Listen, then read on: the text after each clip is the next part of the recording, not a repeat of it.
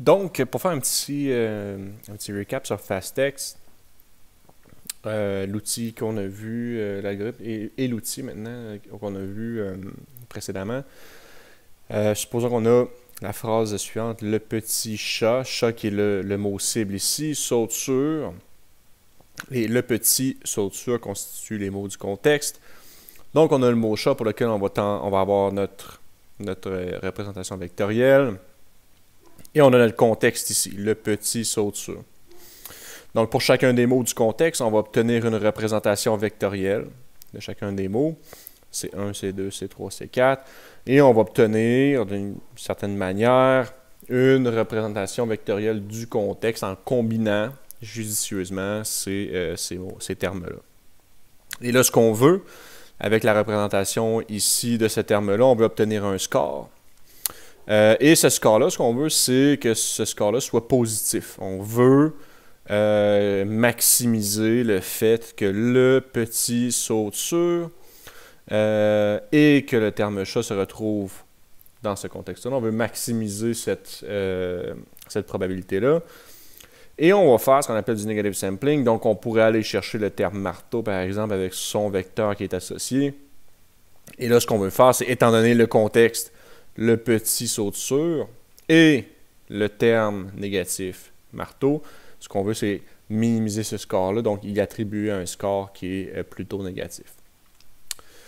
Donc, petit recap de ce qu'est FastText très, très brièvement. Et bon, une architecture qui a vu le jour très récemment, en 2018, il y a peut-être 2 ans, Elmo. On va voir plus dans la section des modèles de langue, mais Elmo a été une avancée assez intéressante en termes d'obtention d'une représentation vectorielle de mots. Et ce qui est intéressant dans ce modèle-là, c'est qu'on avait une représentation qui était contextuelle des termes dans une phrase. Donc, à se rappeler qu'ici, ce qu'on apprend avec FastText et ce que j'avais présenté sur le site de FastText, les représentations qu'on obtient sont fixes. Le terme chat, on obtient un vecteur. Après ça, ce vecteur-là, on va l'utiliser dans une application. Ce qui a été introduit par Elmo, c'est qu'on s'est dit, ben, le terme chat ou n'importe quel terme, en fait, sa signification peut peut-être différer dépendamment du contexte dans lequel ce terme-là apparaît. Et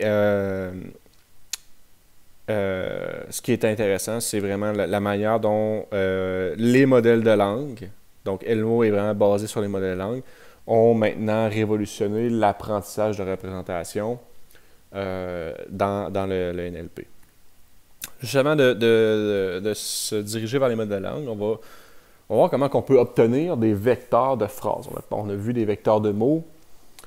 On va voir comment on pourrait obtenir des embeddings de phrases. Comment on pourrait obtenir la représentation d'une phrase? Bon, une manière qui est relativement simple, ce serait de prendre la moyenne des embeddings des mots qui composent cette phrase-là. C'est la manière la plus naïve. Donc, étant donné les word embeddings qu'on a obtenus avec FastText, on pourrait tout simplement prendre chacun des embeddings et en faire la somme pondérée, ce qui constituerait la représentation vectorielle de notre phrase. Il y a un modèle qui a été introduit, qui est une idée qui est similaire à Skipgram. Et en fait, elle s'appelle, bon, c'est similaire aussi par son titre, c'est la méthode qu'on appelle Skip-Off Vectors. Et bon, l'idée de base, c'est, étant donné un triplet de phrases, donc j'ai la phrase I ici qui est encore une fois ma phrase cible, si on veut, ma target sentence, et j'ai la phrase qui précède cette phrase-là et la phrase qui suit cette phrase-là. Donc S de I-1 et S de I plus 1. L'idée de Skip-Thought Vector, c'est d'encoder la phrase cible qui est S de I, et d'être capable de générer S de I-1 et S de I plus 1. Et là, générer, ce n'est pas une tâche qui est nécessairement facile, mais on va voir comment l'architecture tente d'arriver à faire ceci. Donc, l'idée, si on se rappelle les réseaux de neurones récurrents, l'idée, c'est d'encoder notre phrase cible. Donc, I could see the cat on the steps. Et donc, ce qu'on va faire, c'est vouloir passer cette phrase-là dans un RNN. Potentiellement, on va vouloir utiliser des embeddings de mots pour chacun des mots dans notre phrase. Encoder cette phrase-là qui va nous donner ce qu'on appelle le hidden state final de la phrase. Et à partir de ce hidden state-là, ce qu'on va vouloir, c'est générer la phrase qui précède, I got back home, et la phrase qui suit, This was strange.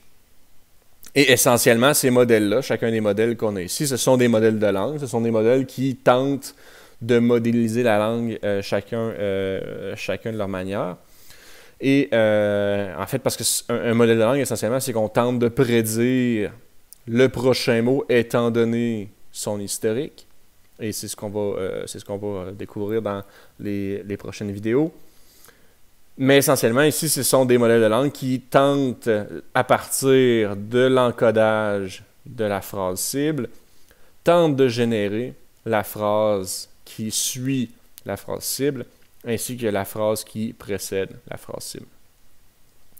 Et au final, ce qu'on se sert, ça va être de l'apprentissage, de ce qui a été appris. Donc, dans le fond, ce que le modèle tente de faire ici, c'est d'apprendre une bonne représentation de cette phrase-là.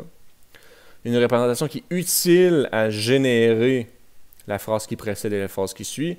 Donc, si on a appris une représentation utile ici, on estime que cette représentation vectorielle-là, h de t, va être une bonne représentation de la phrase cible qui se trouve ici.